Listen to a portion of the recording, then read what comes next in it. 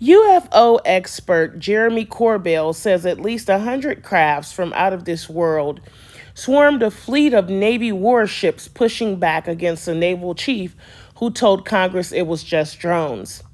Corbell, who's long been calling on the U.S. government to take UFOs seriously, says a dozen crew members on the warships told him the unknown objects showed otherworldly capability and definitely weren't drones.